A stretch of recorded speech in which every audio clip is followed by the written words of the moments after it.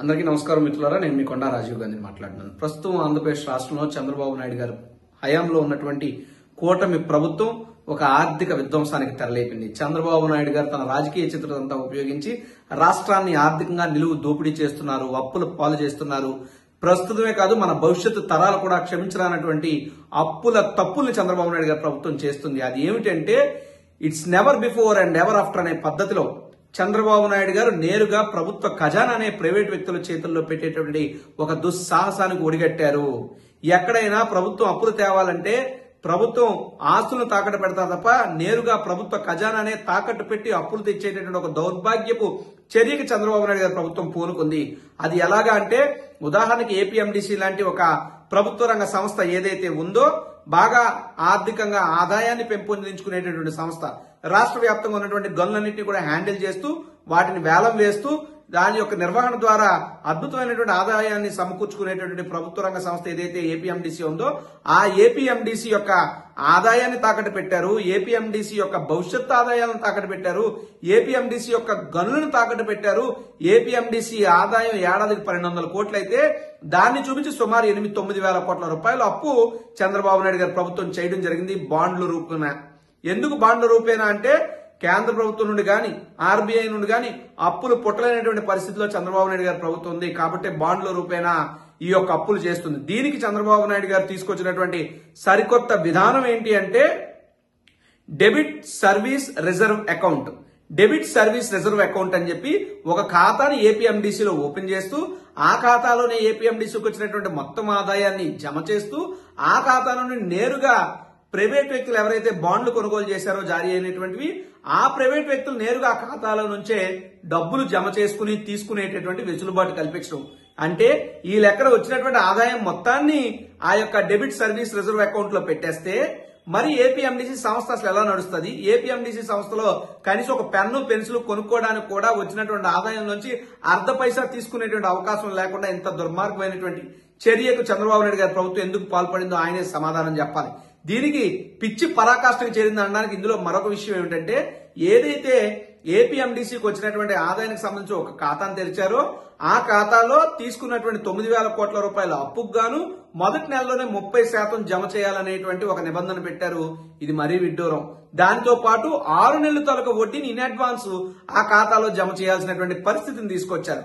ఒకవేళ వారు ఎవరైతే ఈ యొక్క బాండ్లు కొనుగోలుదారులు చేసినటువంటి ప్రైవేట్ వ్యక్తులు ఎవరైతే ఉన్నారో, వాళ్ళు తీసుకోవాల్సుకున్నటువంటి టైంకి ఆ ఖాతాలో గనక డబ్బులు లేకపోతే, 6 నెలలు ముందు వడ్డీ లేకపోతే, మొదటి నెలలోనే 30% తాలూకా చెల్లింపులు లేకపోయినట్టయితే నేరుగా ఆంధ్రప్రదేశ్ రాష్ట్ర ప్రభుత్వ ఖజానా నుండే డబ్బులు వాళ్ళు ప్రైవేట్ వ్యక్తులు తీసుకునేటట్టు వెసులుబాటు కల్పించడం అంటే ప్రైవేట్ వ్యక్తులకి ఆంధ్రప్రదేశ్ రాష్ట్ర ఖజానాని అమ్మేయడం కాదా అని చెప్పి నేను అడుగుతున్నా. దీనితో పాటు ఏదైతే ఈ ప్రైవేట్ వ్యక్తులు ఉన్నారో, ఇప్పుడు ఏదైతే డెబిట్ మెకానిజం అనేటువంటిది, డైరెక్ట్ డెబిట్ మెకానిజం అనే దాన్ని తీసుకొచ్చారో, దీని వల్ల ఏంటంటే మామూలుగా అప్పులు చేస్తే 7% వడ్డీ రేటు ఉంటే ఈ డైరెక్ట్ డెబిట్ మెకానిజం ద్వారా అప్పులు చేయడం వల్ల సుమారు 10% పైన వడ్డీ రేటు ఉండడం, అదేవిధంగా ప్రాసెసింగ్ ఫీజులు అనడం, బ్రోకరేజ్ ఫీజులు అనడం, ఇలాగా రాష్ట్ర ప్రభుత్వ ఖజానా మొత్తం కూడా లూటీ అయ్యేటటువంటి పరిస్థితుల్లో ఈ రోజు ఆంధ్రప్రదేశ్ రాష్ట్రం అప్పులు తప్పులు చేస్తా ఉంది. ఇంకొక విషయం ఏంటంటే, ఏదైతే దీనికి సంబంధించి ఆర్బీఐ ఆంధ్రప్రదేశ్ రాష్ట్ర ప్రభుత్వానికి నిధులు ఇస్తూ ఉంటుందో, కేటాయింపులు చేస్తుంటుందో, అది ఆర్బీఐ నుంచి అప్పుల రూపేణ ఏదైతే వస్తాయో, ఆ ఆర్బీఐ నుంచి వచ్చినటువంటి నిధులని ఆంధ్రప్రదేశ్ రాష్ట్ర ప్రభుత్వం యొక్క కనీస ఇన్వాల్వ్మెంట్ లేకుండా ఈ ఎవరైతే బాండ్లు కొనుగోలు చేసినటువంటి ప్రైవేట్ వ్యక్తులు ఉన్నారో వారు నేరుగా ఖజానా నుండి డబ్బులు తీసుకునే పరిస్థితులు తీసుకొచ్చారు. ఈ రకంగా చూస్తే ఇది రాజ్యాంగ విరుద్ధమైనటువంటి అప్పులు చేసేటటువంటి వ్యవహారం. గతంలో జగన్మోహన్ రెడ్డి గారు కూడా అప్పులు చేశారు. ఏ రాష్ట్ర ప్రభుత్వం అప్పులు చేస్తుంది. అయితే జగన్మోహన్ రెడ్డి గారు అప్పులు చేశారంటే కరోనాలో కొన్ని వేల మంది ప్రాణాలని ఆయన కాపాడారు, కొన్ని కోట్ల మంది ప్రజల ఆరోగ్యాన్ని సంరక్షించారు, 2,70,000 కోట్ల పైన ఆయన ప్రజలకు సంక్షేమాన్ని పంచిపెట్టారు, రాష్ట్రాన్ని సర్వతోముఖ అభివృద్ధి చేశారు, అనేక అభివృద్ధి కార్యక్రమాలు చేశారు. ఇందులో భాగంగా జగన్మోహన్ రెడ్డి గారు అప్పులు చేస్తే అనేక మాటలు మీరు మాట్లాడారే. మరి ఈ రోజు మీరు వచ్చినటువంటి 10 నెలల కాలంలోనే సుమారు 1,25,000 కోట్ల పైన మీరు అప్పులు చేసి రాష్ట్రాన్ని దివాలా తీయించే పరిస్థితుల్లో పెట్టి రాష్ట్రం ఇప్పుడు నిజంగా శ్రీలంక అయ్యే పరిస్థితులు మీరు సృష్టించి నాడు జగన్మోహన్ రెడ్డి గారి మీద పడి ఆడటం ఎంతవరకు సమంజసం అని అడుగుతున్నా. నాడు జగన్మోహన్ రెడ్డి గారి మీద ఇష్టం వచ్చినట్టు మాట్లాడినటువంటి కుహానా మేధవులారా మీరంతా ఎక్కడ నిద్రపోతున్నారని అడుగుతున్నా. తప్పుడు వార్త కథనాలు రాసినటువంటి మీడియా సంస్థలారా ఈ రోజు జరుగుతున్నటువంటి రాజ్యాంగ విరుద్ధమైనటువంటి అప్పులకు సంబంధించి ఒక్క వార్త అయినా రాసేటువంటి ధైర్యం మీకు ఉందా అని ప్రశ్నిస్తున్నా. ఈ రోజు ఈ అధికారులు ఈ కూటమి ప్రభుత్వం చేస్తున్నటువంటిది ఏదైతే ఉందో ఇది ఖచ్చితంగా రాజ్యాంగ విరుద్ధమైనటువంటి చర్య.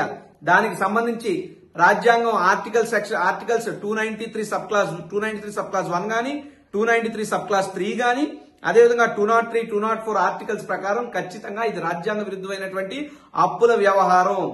ఈ అప్పుల వ్యవహారంలో ఎవరైతే రాష్ట్ర ప్రభుత్వ ఖజానా అనే ప్రైవేట్ వ్యక్తుల చేతుల్లో పెట్టడానికి సహకారం అందించినటువంటి అధికారులు ఎవరైతే ఉన్నారో మీరు కూడా భవిష్యత్ రోజుల్లో ఇబ్బందులు పడే పరిస్థితి. దీనితో పాటు సర్వసాధారణంగా 2015-16లో గానీ అప్పటి నుంచి ఇప్పటి వరకు ఈ ఒక 2025-26 బడ్జెట్ మినహాయిస్తే 2015-16 నుంచి 2024-25 వరకు కూడా మిస్లేనియస్ హెడ్ కింద రాష్ట్ర ప్రభుత్వం సుమారు 135 కోట్ల నుంచి మహా అయితే 300 కోట్ల వరకు మాత్రమే మిస్లేనియస్ హెడ్ కింద పెట్టడం జరిగింది, అంటే చిల్లర ఖర్చుల కింద.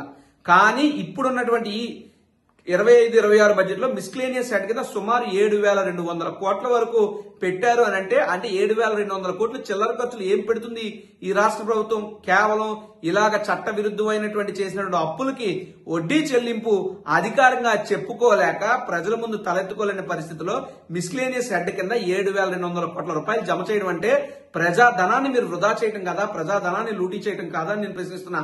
ఇలాగా రాజ్యాంగ విరుద్ధమైనటువంటి అప్పులు చేస్తూ తద్వారా రాష్ట్రాన్ని దివాలా తీయించే పరిస్థితుల్లోకి చంద్రబాబు నాయుడు గారు తీసుకెళ్తున్నారని చెప్పి సందర్భంగా మీకు తెలియజేస్తున్నాను. నమస్కారం.